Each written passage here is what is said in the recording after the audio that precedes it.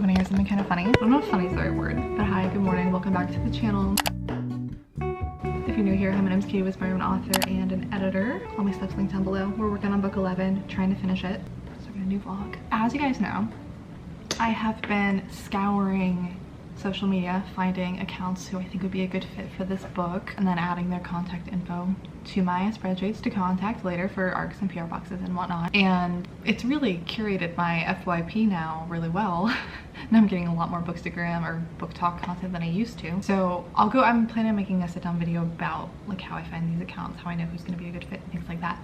But a good video to look at, I have found, is usually like a end of the month wrap up. It'll show you if this is like a really quick reader, if they read a lot in a month. It'll show you what kind of genres they read. It'll show you if they have read any books or authors that you think are similar to your books, what they thought about books, if they review really like critically in a way that's respectful versus it's more, you know, comedic. You'll see if they generally like the books that they read or if they give low ratings to all of the books. Like, it'll tell you a lot about a reviewer. Anyway, I'm scrolling on TikTok and one of the first or second videos that pops up when I open the app is book account June wrap up. So I stop and I'm like, oh, I haven't seen this account before. And she starts off by saying she read like 10 books that month or something. I was like, oh, that's a good sign. The first book she holds up is The Marionettes. And I was like, that's me. And she starts talking about how much she liked them. She ended up reading the entire series. So obviously I'm thinking like, oh, I'm gonna add her to my spreadsheet. Then I kind of look at the video. It's doing really well. She's got a lot of views. And my books, The Marionettes specifically, have been selling really, really well these past 2 months. And I didn't really know why. I've been posting about them. I've got my Facebook ads running, but they've been selling like really well, especially lately. So I went back to her profile, so she actually, because she didn't tag me in these videos, she posted another video earlier about like her favorite vampire books and included The Marionettes in there. So now I realize that that was where that was coming from. But the point was, I went to like the comment section, and you know, if there's like enough traction on a video, it'll give you like a recommended search at the top, and the recommended search was The Marionettes book. So I was just curious if I clicked on that, if it was just going to be a ton of my videos that popped up or if other people's videos would pop up. So I click on that. And if you're familiar with TikTok, when you do that, it'll show you all of these videos and it will automatically start playing whatever is like at the top left. And the top left one, it was just like such a contrast from this person being like, I just read this book, I ordered the rest of the series before I even finished book 1, I loved it so much. And the first search result, even though the video didn't have very many views, was like, this is the worst series I've read this year. I was like, oh, okay, back out, back out. I just thought it was a funny mix of emotions there. I really try to stay clear of reviews these days, but the fact that it showed up on my For You page without her tagging me in it, I thought was kind of funny. And now the book's ranking so well and selling so well, it makes sense. I think in part, at least, it's because of her videos. So thank you to her. Anyway, it's first thing in the morning. We're gonna get started. I'm gonna start with Gracie's book this morning because I'm all fresh. We are super close to the end here. 6 more chapters. Yeah, we'll talk later. Hello. Hello. Look at these cute new like little wrist pads I got from my desk. It's actually several days later. Where did we leave off? I don't really know. I've mainly been working on a client project. We have 3 chapters of Gracie's book left to get through. What is today? The 12th. Today's the day I wanted to be done with this pass, and I was doing 3 chapters a day.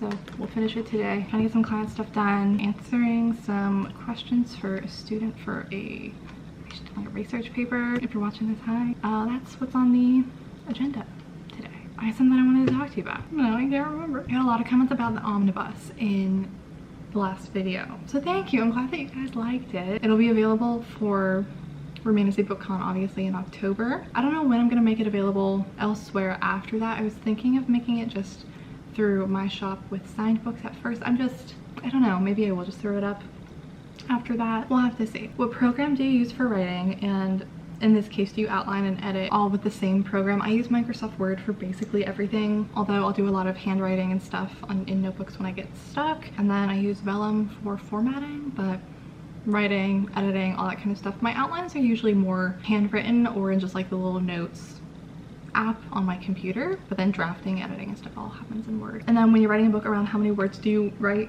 in a week? I literally have no average. When I'm on a roll, it might be like 10,000 a day.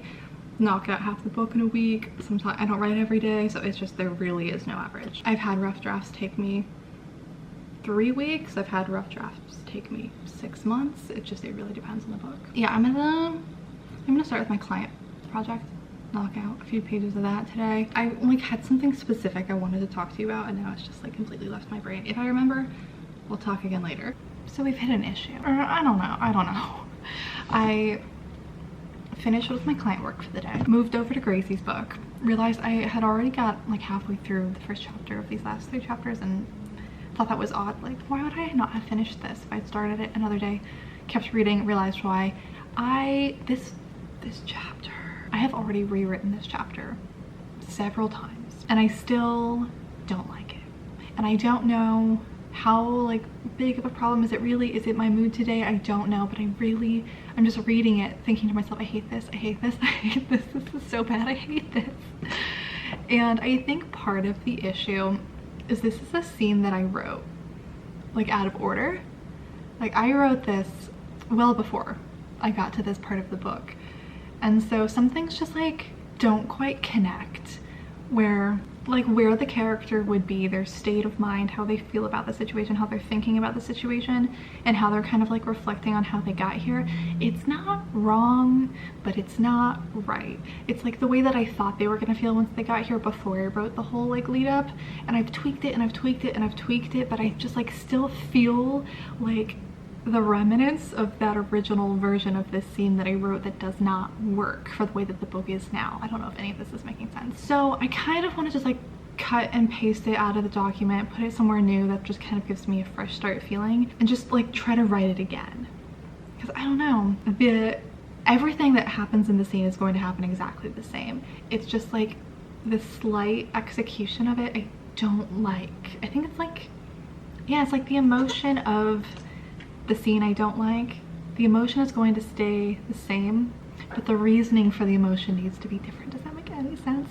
I'm not happy with it. I don't like it, and this is a really big scene, arguably one of the most important ones, and maybe I'm just putting too much pressure on it because of that, but I think that's why I got stuck. That's why I haven't worked on it in a few days. Reading through this chapter is like, yeah, no, this fucking sucks. I hate this.